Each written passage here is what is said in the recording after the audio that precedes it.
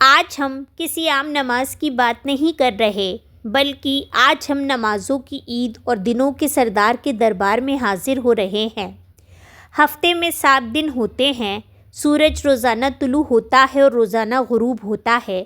بظاہر ہر دن ایک جیسا لگتا ہے، لیکن اللہ کی نظر میں ایک دن ایسا ہے جو باقی تمام دنوں کا بادشاہ ہے۔ ہمارے آقا سیدنا محمد رسول اللہ صلی اللہ علیہ وسلم نے ارشاد فرمایا، ان تمام دنوں میں جن پر سورج طلوع ہوتا ہے، سب سے بہترین دن جمعے کا دن ہے۔ کیوں؟ اس دن میں ایسا کیا خاص ہے؟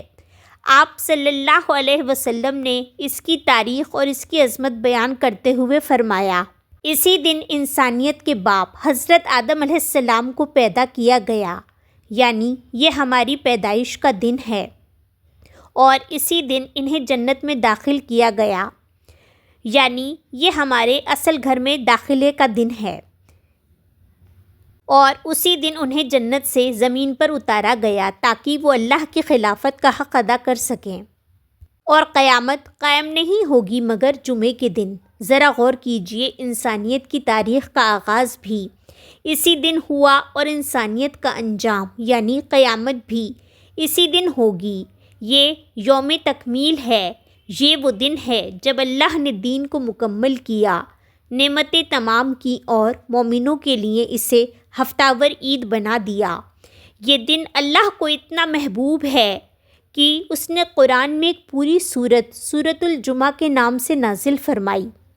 ہم میں سے اکثر لوگ جمعے کو صرف ایک چھٹی کا دن یا نہانے دھونے اور کپڑے بدلنے کا دن سمجھتے ہیں۔ ہم مسجد جاتے ہیں، خطبہ سنتے ہیں یا اکثر نہیں سنتے، نماز پڑھتے ہیں اور واپس آ جاتے ہیں۔ ہمیں خبر ہی نہیں کہ ہم اس دن کے کن عظیم خزانوں کے پاس سے گزر کر بھی خالی ہاتھ لوٹ آئے ہیں۔ آج کا ہمارا موضوع اسی غفلت کو دور کرنا ہے۔ آج ہم بات کریں گے نماز جمعہ کے راز، قبولیت کی گھڑی اور نور کا خزانہ۔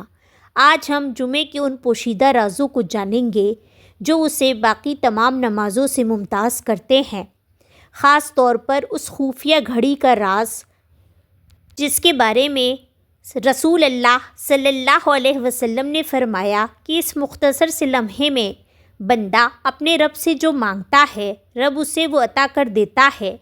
وہ گھڑی کون سی ہے، اسے کیسے تلاش کریں؟ ہم جانیں گے کہ جمعے کے دن سورۃ الکہف پڑھنے والے کے لیے کیسا نور روشن کیا جاتا ہے، اور ہم دیکھیں گے کہ اس دن درود شریف کی کثرت کا کیا خاص مقام ہے۔ یہ نشست ان لوگوں کے لیے ہے جو اپنی دعاؤں کی قبولیت کے منتظر ہیں۔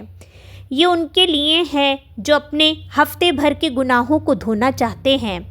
تو آئیے آج ہم جمعے کی تیاری کرتے ہیں۔ نہ صرف جسمانی طور پر بلکہ روحانی طور پر بھی آئیے اس دن کے ادب اور اس کے رازوں کو سمجھتے ہیں۔ اب سوال یہ ہے کہ جب اتنا بڑا دن آئے، جب بادشاہوں کے بادشاہ کا دربار خاص لگے، تو اس میں حاضری کا طریقہ کیا ہونا چاہیے؟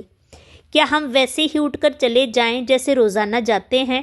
نہیں، جمعے کا دن ایک عید ہے اور عید کی تیاری بھی خاص ہوتی ہے۔ آج ہم نبی اکرم صلی اللہ علیہ وسلم کی زبان مبارک سے جمعے کی تیاری کا وہ طریقہ سنیں گے جس کے بدلے میں اللہ تعالیٰ ہمارے پورے ہفتے کے گناہوں کو دھو ڈالتا ہے۔